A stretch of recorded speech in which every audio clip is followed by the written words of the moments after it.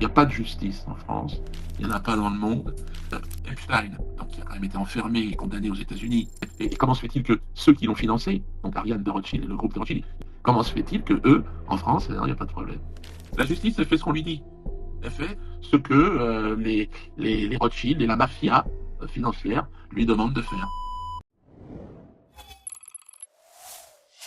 Dieudonné brise le silence sur ce qu'il appelle une mafia au pouvoir, une élite financière qui déciderait en secret de qui peut s'exprimer, qui peut être élu et qui doit se taire. Mais il ne s'arrête pas là. Il révèle comment il a transformé la censure de l'État en un art administratif unique, métamorphosant ses propres arrêtés d'interdiction en œuvres de collection pour échapper au système financier traditionnel. Préparez-vous à entendre l'impensable. Oh, pardon. C'est votre Twitter, hein. Mais lorsque ils essentialisent eux-mêmes, c'est-à-dire l'affaire DSK, d'après Bernard-Henri Lévy, est une affaire l'antisémitisme national, vous le montrez. Qui essentialise? En fait, ils nous poussent quelque part nous-mêmes à nous poser la question pourquoi ce sont toujours les mêmes qui défendent les mêmes et qui se retrouvent derrière accusés à leur tour de choses encore plus graves. C'est à quoi on assiste, en tout cas j'ai l'impression. Oui, c'est vrai. Mais c'est pour ça que j'ai trouvé intéressant que cet homme, qui a priori, on me voyait comme quelqu'un qui est porteur de haine, vienne quand même vers moi et engage la discussion. Je trouve que c'est et je le remercie, c'est une démarche constructive. Parce que il faut qu'on se parle. On n'est pas obligé de s'apprécier, on n'est pas obligé de s'aimer, on n'est pas obligé d'être d'accord, mais c'est important de parler. Et puis au travers d'une petite phrase, une petite expression, découvrir peut-être aussi quelque chose qu'on ignore, une fêlure, une blessure. Je crois qu'il y a des gens dans la communauté juive, sincèrement, qui aujourd'hui ont peur. Ils ont peur. Oui, Et ça se comprend, oui. oui, c'est ça, ça se comprend et je pense qu'il est important qu'on leur explique aussi pourquoi, pourquoi cette peur arrive et qu'elle risque d'augmenter. Parce que si tout le monde se referme, se radicalise sur des positions et ne s'ouvre pas au dialogue, eh bien, à chaque fois, on en arrive à des solutions extrêmes où c'est le communautarisme d'un côté et de l'autre qui l'emporte. Et en tout cas, cet homme a fait quand même preuve d'une volonté de parole, de discussion, même si c'était, c'était, on était dans l'incommunicabilité, il était dans son monde et moi dans le mien. Mais j'ai essayé d'aller vers lui et essayer de le comprendre. Bon, ce que j'ai compris, c'est que, mais c'est ce que Jésus nous enseigne aussi, c'est-à-dire que Jésus est né dans cette communauté, hein, et il a réussi à s'en extraire par l'amour éternel. Je crois que effectivement, pour une bonne partie de nos compatriotes, c'est peut-être l'issue la plus intéressante, la plus favorable pour eux, pour leur famille, pour retrouver cet amour universel qui est la quête finalement vers laquelle nous essayons tous d'aller quand on est avec nos enfants, en famille, avec nos amis. C'est quelque chose qui nous touche tous.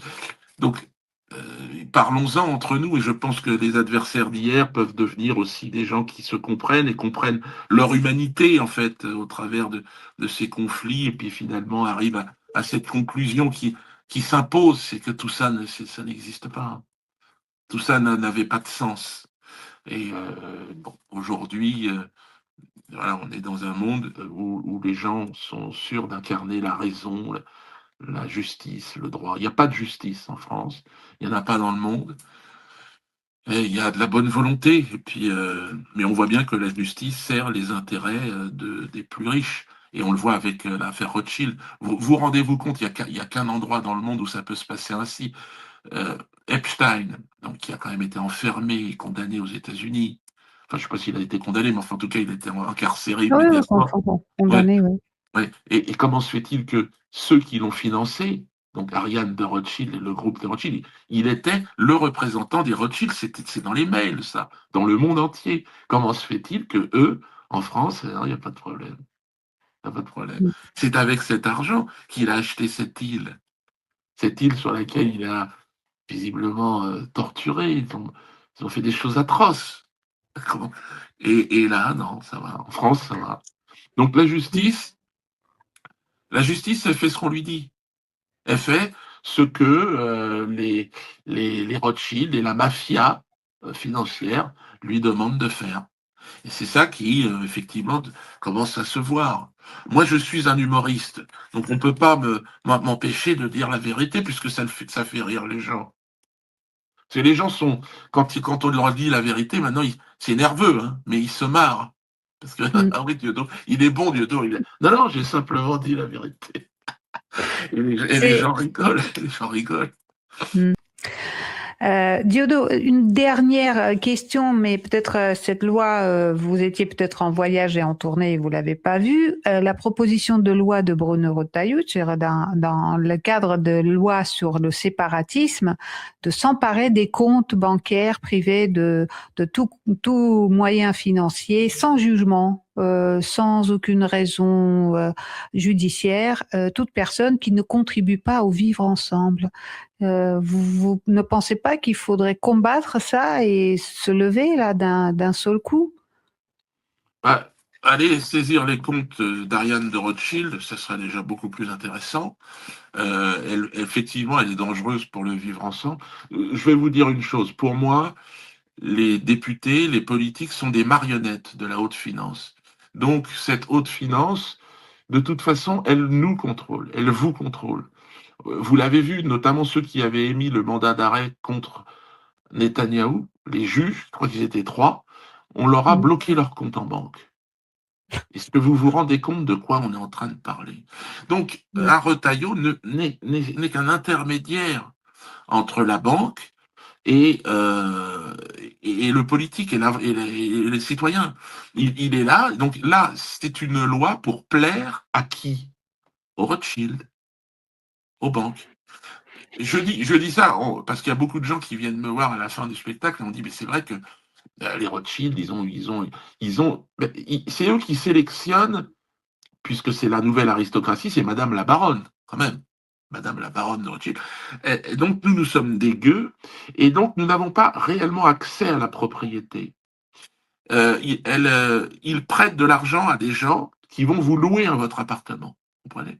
Des gens qui sont propriétaires de je ne sais combien d'appartements. Et vous payez leur mensualité. C'est-à-dire que notre travail est là pour payer donc leur capital.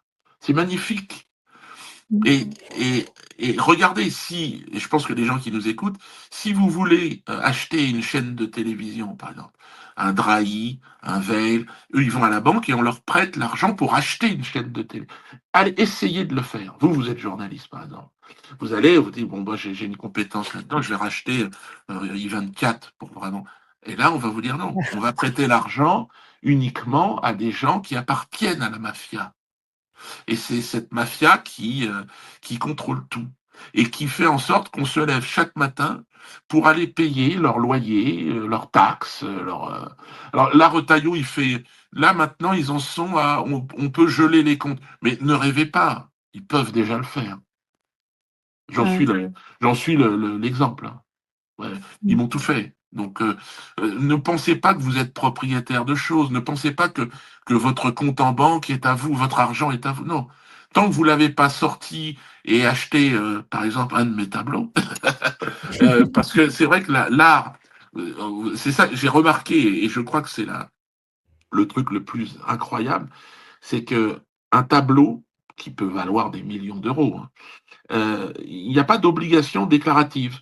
C'est-à-dire qu'il n'intègre pas votre ISF. Ah bon? Bah oui. Étonnant. En cas de cession, c'est-à-dire que vous mourrez, vous n'avez pas cette taxe, si vous voulez, sur l'héritage. Ah bon, pourquoi? C'est une loi Fabius, donc un homme évidemment très proche de la mafia financière, qui, fils d'antiquaire et de collectionneur, qui va faire une loi dont l'objet c'est de faire en sorte que les œuvres restent en France. Voilà. Oui, Et oui. voilà, parce qu'il faut un argument. Et Protéger donc, le patrimoine français. voilà, c'est ça. Et donc, vous avez un tableau chez vous. Eh ben, sachez que c'est certainement aujourd'hui le placement le plus intéressant, le plus transparent. C'est, on l'avait vu d'ailleurs avec Guéant qui avait vendu deux petits tableaux hollandais et qui a acheté un appartement.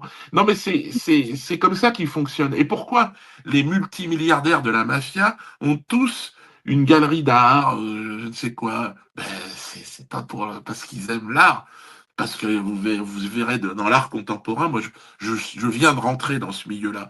Je suis un peu comme un ovni, je rentre.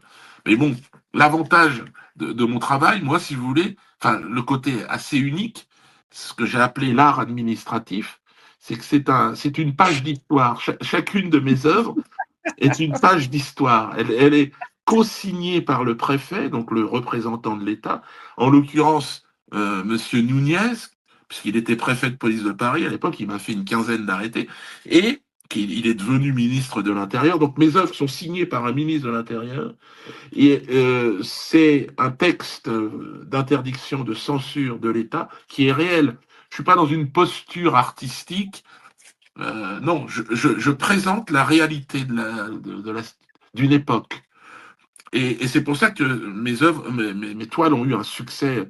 Et je pense que c'est là où ils doivent être extrêmement énervés, parce que dans l'art contemporain, là, ma cote est montée, je ne sais pas si vous imaginez, dans ce petit milieu de 5 000 à 15 000 euros. On est à 20 000 euros aujourd'hui pour une toile. Et là, j'ai commencé il y a 5 mois. Alors, je travaille beaucoup. Il y a beaucoup de gens qui me disent, ouais, mais moi, j'ai pas les moyens. Ben, évidemment, on a fait des reproductions sur toile qui sont entre 300 et 400 euros, mais qui sont uniques aussi. Mais c'est passionnant de débarquer dans un monde où, qui n'est qu'un monde de blanchiment d'argent, qui n'est un monde alors, on est vraiment dans la crème de la crème, quoi. Et c'est magnifique parce que la valeur de mes tableaux, elles me sont non pas données par ces gens-là, par cet univers-là, mais par le peuple. Et les gens qui disent, ouais, mais moi, quitte à placer mon fric, finalement.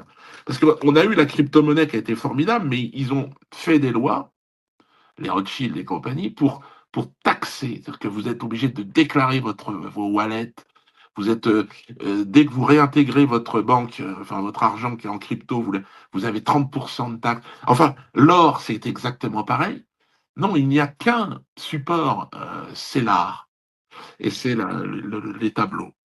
Et les tableaux de Diodo, parce que mes tableaux, c'est vrai qu'ils sont uniques. Vous voyez, je les vends parce que ça m'amuse. Je les vends parce que c'est magnifique, parce que c'est beau. C'est-à-dire que moi, c'est la réalité d'une époque que je vous mets.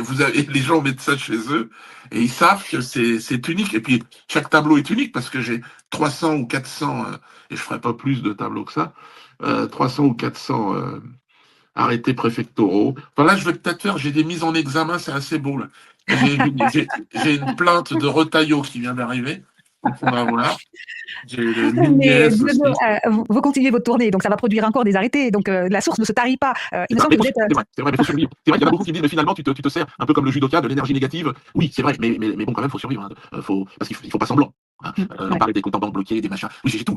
Il faut effectivement savoir nager en eau trouble. La liberté, égalité, fraternité, c'est un projet, mais on plonge dans un océan de requins, donc il faut savoir travailler son crawl, comme on dit.